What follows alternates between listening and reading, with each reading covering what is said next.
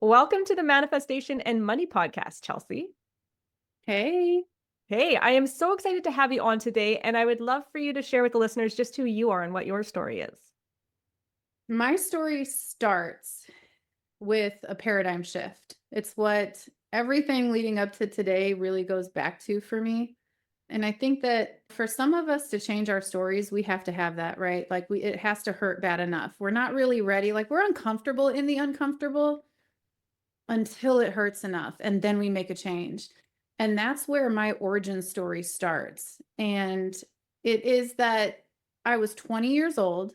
I was in a bathroom stall at Walmart and I was looking down at a pregnancy test that told me I was going to be a mother. Up until that point, I was miserable. I had no hope. I had no drive. I had no belief in myself. I had no momentum. I had no why. I had really nothing to live for, if I'm being honest. But in that moment, everything in my consciousness changed that ultimately led me to where I am today. And so, because I wanted to be an example of my daughter, of look, this is everything I went through, some of the worst things you can imagine. If I can get through this, you can get through this too. You can do this life and love the life that you live. And that was what I wanted to be able to tell her 10 years from that moment. And so, knowing I had to do something different with my life, I ended up going to college, accidentally discovering accounting was a thing that people hate, comes find out. Most people hate. But I was really good at it. So I'm like, okay, if your brain clicks with this, maybe you should really hone in on this skill.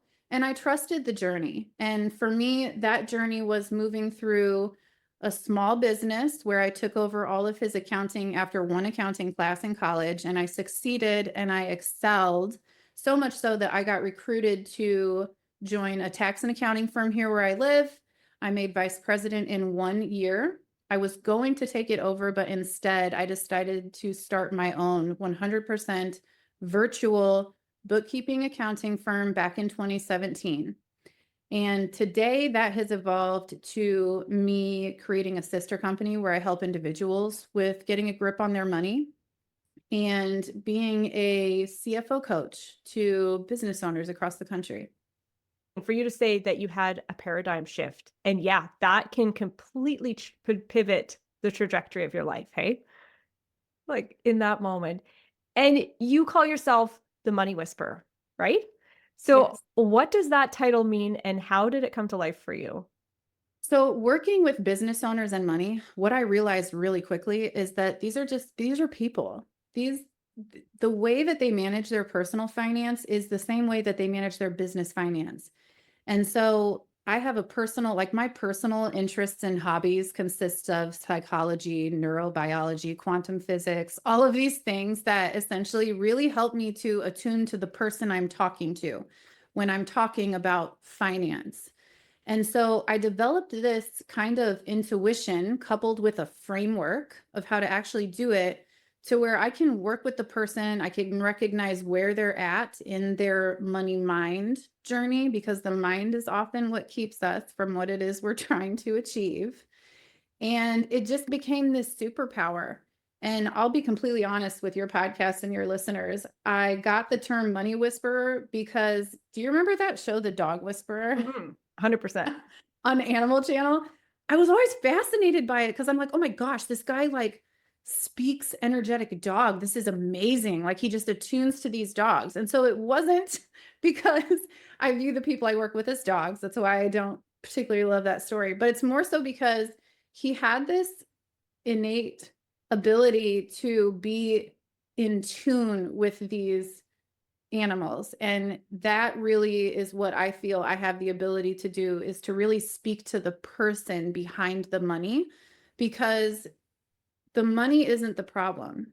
The money is reflecting the problem or the bottleneck or the issue or what's not working. And that goes back to the person. And the person, and you said in there the mindset. So, is the mindset where you start with the people then on that wealth building journey? I kind of take a reverse engineer approach to Okay. that journey. So people come to me because they want help with their money. Mhm. And what I give them is a framework that will work no matter where you're at or where you want to go. Because the beauty in money and numbers is that it's completely simple. There's one equation we are all living under. That's it. And a framework controls the thing, the tool, the money. When we apply this framework to our lives, we are going to run into struggles, abiding by and honoring that framework. And each of those struggles is an opportunity to dig deeper into the person, into the mind, into the core belief that is happening with that resistance to the framework. Okay. Can you share an example of what that framework looks like or a piece of it, just so the listeners can get a taste of what you mean by that? So, part of the framework is a budget. And I know to a lot of people that's an icky word, but that's a perspective shift that I encourage you to embrace. A budget is actually freedom. When you know how much you can spend and where while still honoring your long-term goals to financial freedom, you have freedom within those boundaries. So I call a budget, these are your boundaries. These are your spending boundaries. And just like your personal boundaries, you have to honor them. You have to uphold them. They should be there. You should have and be intentional with your boundaries. Now, what can happen with a budget is sometimes we won't hold ourselves accountable to being aware of it, right? Or sometimes we'll spend more money on fun stuff than we know we should. And so we fall out of budget. And that's an opportunity to ask yourself, well, why couldn't you do without that thing? Or why did you spend it despite? Because the reality is you are only ever purchasing a feeling when you spend money, Mm. whether it's rent for peace of mind to have a roof over your head, or it's a Beyonce concert ticket. Everything in between is driven by an emotion that you are seeking. So if you deviate from your boundaries, what we're really trying to do is drill down to which emotion were you chasing here? And let's heal it instead of put a band-aid over it with money. Wow, that's a really fun way of looking at a budget as a boundary. Because, yes, that's exactly what it is. So you take that framework of the budget, and then when your client comes back to you and says, okay, I went over budget here, here, and here, that's when you dig into the why behind them doing that. Yep. Okay. And where do you find our leaky spots? Like, does it vary, or is there a common ground where we all kinda like to bend the rules on the boundary of our budget? One of the biggest and understandably so areas in a budget that we can go over on are our kids. Spending money on sports activities, extracurriculars, toys, entertainment. And it's understandable because as parents, a lot of us want to give our children this experience and create this world for them. But what we're forced to do when we have a budget to honor is we're forced to get creative. And that's really a beautiful place to be. And we don't want to put money in the place of creativity. And I think that instant gratification and all the different things we can spend our money on is actually hindering us from tapping into our creativity Mm. because kids just want you. Yeah. They love what they do, yes, but at the end of the day, the biggest investments you can give them is your attention and your time. And that could be doing something that doesn't require any money, and they're going to love it just the same. Mhm. Isn't that the truth? Like, you think, like, even post-Christmas and stuff, the gifts get it opened, there's that excitement buzz, but at the end of the day, they just wanna snuggle with you on the couch, and they just want that quality time together. So that's so true. And is that some of the things you talk to the people with then when you realize these things and talk about the alternative things that they could do instead of that thing that they bought? And that's where the Yes. creativity comes in? Yeah, yeah, absolutely. Because again, we're always chasing an emotion when we swipe that card, right? I worked with a gal who we put a budget in place and she loved to, shop that $5 item rack at Target when you first get in there. And she had great intention behind it. She loved buying gifts for other people. And so nothing that she was doing was wrong. In this world of money and financial freedom, right, wrong, and different, don't label yourself and don't allow anybody else to label you. The idea here is that your budget consists of boundaries that protect your future self and what you want for yourself in the future. So for this client in particular, she went over on she had such a fun name for it too. It was like her bougie budget line that she just, gets to blow on the things that she loves to purchase. And so we started getting into a conversation around that, and we went what I call 3 layers deep. So if you ask and answer why 3 times, usually by the 3rd time, you get down to a core value. And what we discovered through conversation was that when she was little, her father abandoned her, and her mother didn't have the level of nurturing and connection that she was seeking. And so, in its place, her mother would buy her things to fill that. And, look, as parents, we're only doing the best we can do with what we have. No judgment, again, right, wrong, and different. But what she learned from that was what she was really seeking in those purchases was a sense of connection and belonging. And so, what we talked about is how can you show your friends and your family that you love them and you're thinking about them and you care about them without spending money? Yeah. So there you're almost touching on like subconscious beliefs. So that's in a sense that was instilled into her from a child, which created her own core value. So in your experience, how do subconscious beliefs impact somebody's ability to build and maintain wealth? So much, Yeah. so much. So, one of the things that I talk to everyone about that goes into our program is the fact that everybody has what they call an imprint period. And this has been studied, measured, and proven by science. So, for any non believers out there, science tends to help us make sense of things, right? Everybody goes through this imprint period from age 0, and we come out of it at about age 12. Now, you can think of it as that period, we are operating largely in our subconscious. We don't have awareness. We're not projecting onto the world who we are. We're a sponge taking everything and everyone in around us and trying to make sense about it. So, if you think back to your childhood and you think about your experience directly and indirectly with money. For example, my dad worked really, really, really long, hard hours. I hardly ever saw him. I didn't directly tie that to money, but that's what he was doing. He was working to make money. So subconsciously, I took on the belief of you have to work really long, hard hours to make money the right way. But core beliefs, by the age of 12, when we step into consciousness and we start to project who we believe we are to the world, over 50% of our core beliefs and values are already solidified. And it's based on what we observed during that time frame. So a lot of people I work with, and some people take longer than others to kind of tie the pieces together. But a lot of people can say, oh my gosh, that's where I got that. This is what I'm struggling with. And we can tie it to a subconscious belief that goes all the way back to their imprint period. Do you have any suggestions for people kind of to dig into that or discover them? Or do they just, does it take a third party eye to be like, hey, wait a second? No, you can absolutely do this at home. Okay. I recommend journaling, and not just once. Keep coming back to it. Build on top of the things that you remember from your childhood. I mean, write down and answer the question, what did I experience? How did, if your mom and dad raised you, how did they make their money? How did I see that as a child? How often were they home? Did they talk about money? Was it an open conversation? Was it taboo? I work with a lot of people who were flat out told from that age and older, you're a woman, you don't need to know about money. That's not a thing you need to worry about in life. I Mhm. mean, you just never know what you're going to uncover. And, write down the struggles that you're having around money right now today.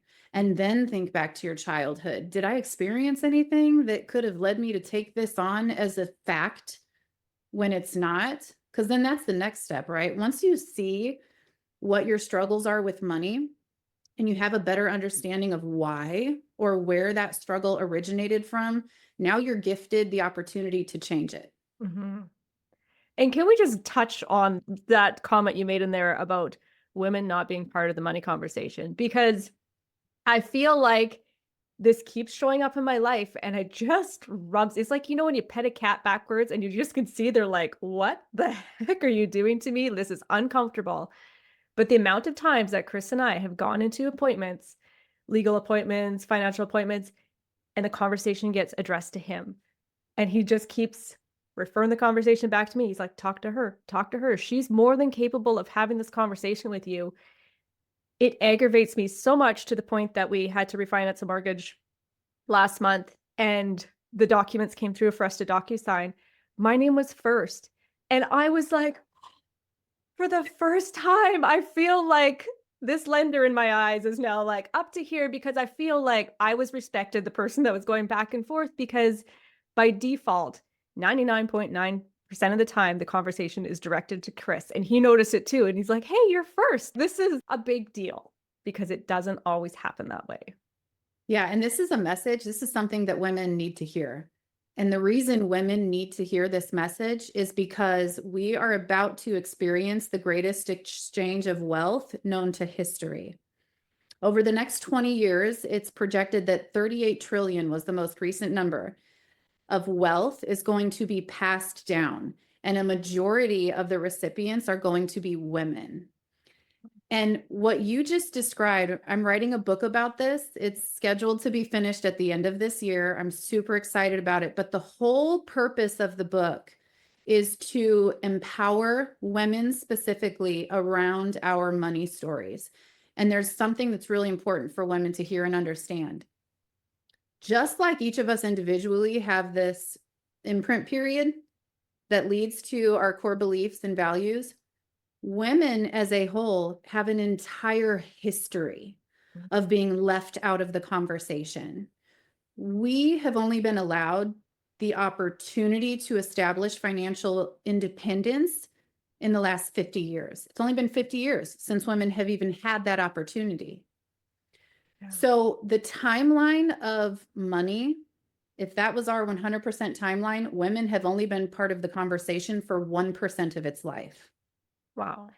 And I say that to give women permission for not knowing and not understanding. Give yourself grace. In the scope of history, we have only dipped our toenail into this. And the amazing part is that in that 1%, if you zoom out enough, women have almost leveled the playing field in 1%. Like, we are doing amazing, and let that give women hope. Because the industry has to catch up. Just like financial advisors speak to men. Do you know how many decades they have been speaking to men? It's what they are trained to do. It's what they are conditioned to do. And so women's task now is to educate themselves, learn what you did not know. You have every right to be confident, standing in your questions shamelessly, and navigating your own finances and protecting your own wealth. Because when this wealth transfer happens and money goes into the hands of women, there are so many studies that show money in the hands of women creates abundance for everyone. We are powerful with our money. And so it is our responsibility. We are writing the history book right now today in this podcast. This is the time for us to stand up and shine. I get fun, like goosebumpy feelings from that. I want an equal platform. When I talk to my kids about money, I have a son and a daughter, I am talking to them equal. I'm empowering them both equal. There shouldn't be one piece of the relationship having that conversation. Or nowadays, there's so many people out there choosing to have families as a single parent too, right? So we need to level the playing field, and we all need to be able to have these conversations.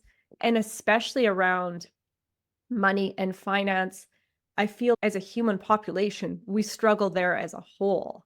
So to feel like we're all struggling there, and then as a woman to feel like you're being left out of those conversations or having to advocate for yourself to be a part of those conversations, yes, I'm excited to hear. So can we go dig a little bit deeper into what your book is going to be? I'm super curious about that.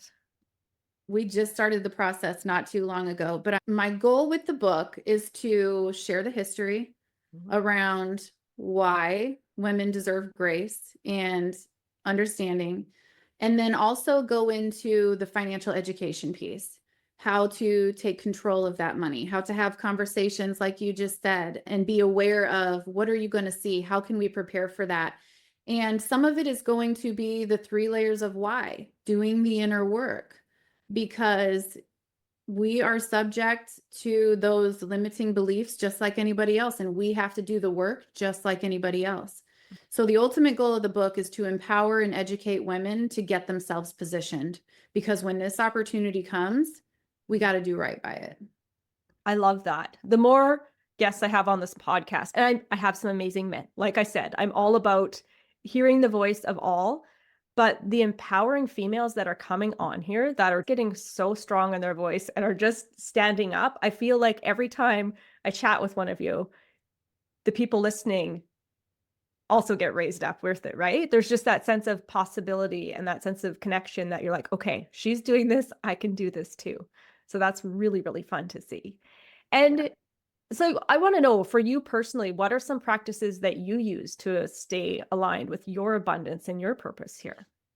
Yeah, so much like you and Chris, you in your guys' story, you communicate how you first of all figured out what's important to you, really, outside of the money. What are our priorities in life? Mhm. And then you aligned your financial plan around that. And so I do the same thing. I have a planner that I look at daily. I always keep that in the forefront. What is important to me? How does that show up on my calendar? How does that show up in my budget? And I align my spending with my priorities. I also automate as much as possible. Automation is amazing and it keeps us from the stress of having to be conscious that we're paying a bill. If we just plan for it, we don't have to worry about it. So automation is key, and not even just in paying bills, but when you're looking at investing or saving, all of my systems and the framework in my course lean towards automation. And also giving yourself the grace to adjust it. Things can change, priorities can change, plans can change. And so stay on top of that vision and just stay in tune with it. That's part of manifesting, right? Is envisioning it and planning it and establishing the boundaries and taking the action. Yeah, 100%. That's so true. What is the one thing you hope women take away from your message about money? That you are writing a page in history today. And I empower you to grab hold of it. Do not be ashamed around what you don't know. It is 100% learnable. And position yourself because things are about to really start happening. And you're a key piece. I love that. And my favorite wrap up question of the show, what is one piece of advice that you have for people who want to go out there and create financial freedom and a life that they love? Embrace outside of the box. Okay, so there's that creativity piece coming back in. Yes. Yes. Get creative. Don't doubt yourself. Know that there are way more opportunities out here for you than you see if you only just go looking. Mhm. That is so true. So where can listeners connect with you, learn more about your work, and stay updated on your upcoming book? Yes. So our website is moneymastery.work, where you can subscribe for updates. And I also have a podcast called Always and Never About Money that you're welcome to check out. Oh, yes. We will be checking it out, won't we, listeners? All right. I will link all of that in the show notes. And thank you so much for joining me on the show today, Chelsea. Yeah. Thank you. This was fun.